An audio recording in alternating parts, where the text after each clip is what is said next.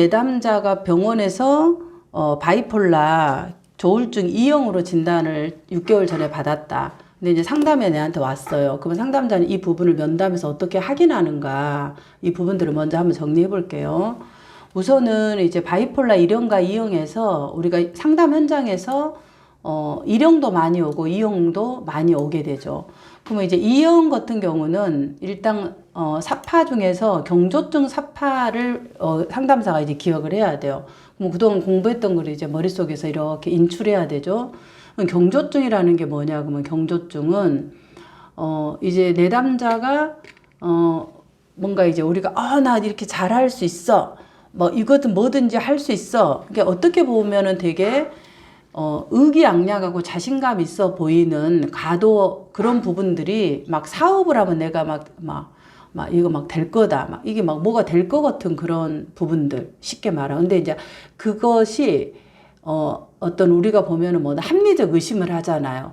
이럴 때는 이런 어려움도 있겠고 저렇고 우리가 보통 근데 그런 것을 꺼리낌 없이 있고 그다음에 기분이 이렇게 확 올라가는, 과도하게 올라가는 그런 부분들이 이제 일주일을 기준으로 하면 반은 넘어야 돼요. 그러니까 한 4일 정도라고 생각하면 되는 거죠. 이런 부분들이 먼저 있는지를 보는 거죠. 특히 이제 사업을 해서 실패했다라고 얘기하는 분들은 이 부분을 체크를 하는 부분의 지점이 되는 거죠. 왜냐하면 대부분 이제 이게 올라갈 때 내가 사업이 될 거다. 막 뭐가 될 거다. 이렇게, 물론 이제 이건 믿음과 희망이 있는데 그게 희망을 갖지 마라 그거하고 달라요. 그냥 이게 될 거다라는 그런 부분들이 있는 거예요. 실패를 하고 여러 번 반복적으로 했음에도 그런 게 있어요. 그래서 어떤 분은 이제 20대부터 70대까지 사업을 실패를 했음에도 계속 뭔가가 할 거라는 생각으로 하는 거죠. 이 경조증 사파가 있으신 분 중에 많은 분들이 그러는 거죠. 그래서 이런 게 있는가.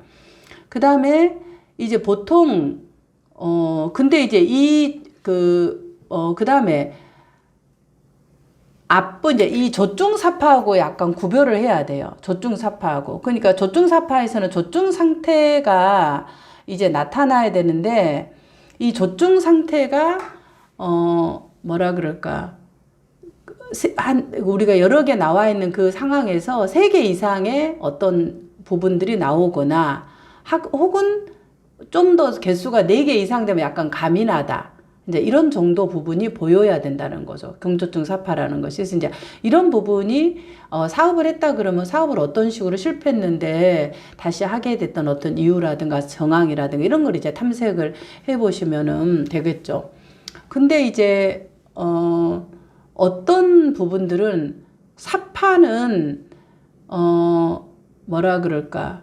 이제 이 사파 중에서 증상이 나타나지 않을 수도 있어요. 그러면 증상이 없으면은 보통 기능 변화, 이 사람이 이제 어떤 학교 생활이라든가 뭔가 이 기능 변화 이런 부분이 있는지를 확인을 해봐야 된다라는 거죠. 그래서 이제 그게 사회적이나 직업적으로 되게 심각한 그런 부분들의 장애를 초래하거나 입원할 만큼의 정신적인 그런 부분들은 없는 거죠. 경조증에 대한 상황에서는.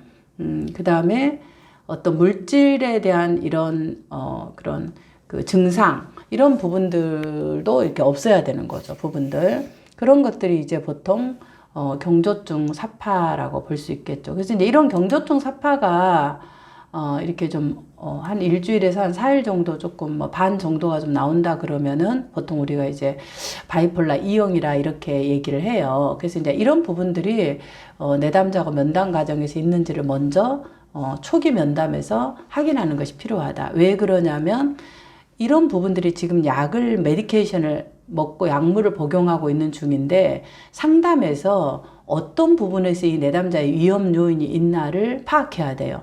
조울증은 위험 요인이 상당히 많거든요. 이게 조증사파가 올라가거나 확 떨어지거나 혹은 뭐 지금 경조증사파 이런 부분이 있을 때 그래서 그 부분을 정확하게 위험 요인을 파악하기 위해서 이 진단에 대한 부분을 우리가 확인하는 거예요. 자, 우리가 당신이 경조증 2형이니까 파자 이런 게 아니라 내담자가 그런 진단을 받았다면 어떤 부분들이 지금 현재도 있는 건지. 왜냐하면 약을 지속적으로 먹고 있으니까. 6개월 전에 진단받아서 자살로 병원에 입원했다면 지금도 약을 먹고 있다라는 말은 이 경조증에 대한 이런 부분들이 여전히 어려움을 겪고 있다라는 거거든요. 그러면 이 어려움을 겪고 있는 부분에서 위험 요인은 지금 현재 상황에서 어떤 것들이 위험 요인으로 나타나는가 이걸 확인하는 것이 필요하다. 지점. 이런 이제 경조증 2형의 사파가 MMPI에서는 좀 어떻게 나타나나 한번 볼게요. 지금 MMPI 프로파일에 보면은 거의 F가 100점에 가깝잖아요. 그러면은 내가 지금 이렇게 하늘을 찌를 만큼 힘들다 이 말인데, 이렇게 이제 점수가 이게 이렇게 이제 과도하게 높으면은 이거 무효 처리가 되잖아요. 그래서 사실은 임상 척도가 모두가 다 점수가 다 안 뜬 것이 5번 빼고는 없어요. 다 상승되어 있고 전부 다 80점, 90대 점들에 가깝죠. 그래서 이제 F 자체가 상승되어 있기 때문에 이 프로파일 자체를 해석하는 건 의미가 없어요. 그러면 이제 전체적으로 뭘 하냐면 내가 이만큼 힘들다라는 것을 내담자가 과도하게 본인이 힘들다라는 것들을 가대보고를 하는 거죠. 이제 그 정도로만 이거를 보는 거지 이거 자체가 뭐 이렇다 저렇다는 의미가 없어요. 다 상승되어 있다라. 내가 지금 이렇게 막 시키면 이런 거야. 우리 힘들어 이렇게 얘기를 하는데 온몸으로 힘들다고 임상척도에서 온몸으로 힘들다고 지금 이렇게 손을 들고 있는 거예요.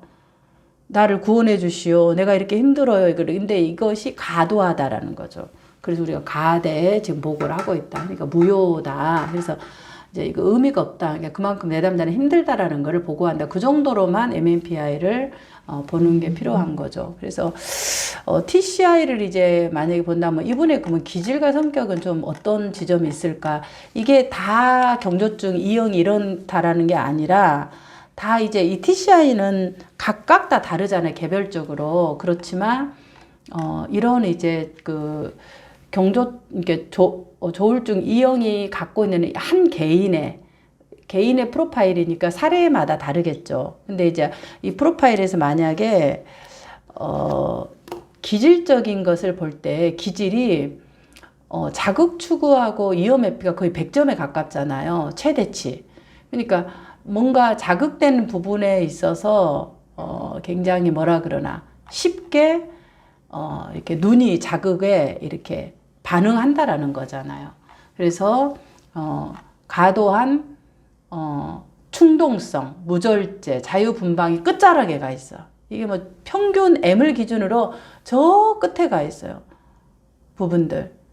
그러면은 무슨 말이냐면 굉장히 충동적이라는 거죠. 이제 이런 부분들이 기질적으로도 있고, 그래서 아마 이런 그 충동적인 행동 이런 것들이 이 사업에 해당되는 분뿐만 아니라 어렸을 적부터 발달사적으로 있었을 가능성이 있다. 이렇게 가설을 설정할 수 있어요. 그래서 삶의 어떤 절제를 하거나 뭔가를 하거나 이런 것이 아니라 이제 이렇게 느껴지는 대로 충동적으로 이렇게 충동이라는 걸 생각하고 행동해야 되는데 그러지 않는 걸 충동이라고 하잖아요. 그래서 이제 그럴 가능성이 있겠다. 근데 이제 이것만 있으면은 계속해서 이분이 끝없이 이런 부분을 할 텐데 이렇게 하다가 또 이어메피가 거의 100이면 불안도 높잖아요. 기질적으로. 그러니까 이렇게 충동성으로 뭔가를 저질러 놓고 또 이 왼쪽에서는 위험하다. 어떻게 될까? 내 미래가 확실하지 않는 것에 대한 불안이 생기고 또 사람들을 만나는 것도 낯선 사람에 대한 두려움도 많고 그러고 나면 쉽게 지치고 이런 게 이제 이 양쪽의 팔을 잡아당기는 거예요. 내담자가 뭐 할 때마다 이쪽 왼쪽이 또 잡아당기고 이러고 시간을 이 기질들은 이렇게 시간을 자기 스스로 소모하는 거잖아. 그러니까 굉장히 힘들다는 거예요. 이 두 개가 같이 동시에 떴기 때문에. 그러면서 그 인내력이 제로면은 뭔가를 시작할 때 끝까지 이 부분들을 보상이 없어도 해내는 것들이 이제 인내력에서 되게 중요한데 딱 눈에 보이는 보상이 있어야만 잠시 하고 그러지 않으면은 스탑하고 지속적으로 해나가는 쉽게 말하면 안에 힘이 너무 부족한 거예요. 기질적으로. 그러니까 계속 이분의 이제 에너지와 삶의 방향은 뭔가를 해보겠다 충동. 근데 안 돼 위험. 이러다가 에너지를 다 쓰고 이제 이쪽에서 조금 뭔가를 하다가 시도를 했으면 그걸 지속적으로 보상이 없더라도 해내는 힘이 있어야 되는데 그런 것들이 굉장히 약하다. 거의 제로 상태예요. 그래서 굉장히 환경이 중요하죠. 이런 분들은. 이런 분들은 이렇게 이제 충동성이 있을 때 부모가 이렇게 환경에 대한 구조화를 해주는 게 되게 중요해요. 그리고 이쪽에 이제 위험회피가 있을 때는 시도할 때 어떻게 이 부분을 같이 해야 될지를 환경에서 도와주는 게 이제 사실 양육이고 그게 부모가 해야 되는 부분이죠. 근데 부모가 이런 부분들을 잘 모르잖아요. 그렇기 때문에 그냥 보여지는 행동만 갖고 또 이 불안을 나타내는 이런 위험 회피만 보고 대부분 반응을 하죠. 부모들은 자녀 행동에. 근데 이 내담자가 지금 성격 발달이 거의 가장 발달이 안 된 걸로 나왔잖아요. 영영, 자율성과 연대감이 영영이란 말은 발달이 그냥 되다가 말아버린 거예요. 이런 정서 발달이나 성숙에 대한 발달들이. 그러니까 계속 이것만 하다가 다 커버린 거야, 몸이. 그러니까 성격적으로 내가 내 삶에 책임을 지고 뭘 해야 되고 내 선택한 거에서 어떻게 해야 될까 이런 것도 어떻게 해야 될지를 모르고 그러니까 삶의 방향이 그냥 충동성으로만 가는 거예요. 그리고 스톱은 언제 스톱을 해? 위험하다고 내가 불안을 느낄 때 스톱하고 계속 이제 이 두 가지의 키로만 인생을 삶을 살아왔을 수 있겠다 이렇게 보는 거죠. 이 TCI에서. 그래서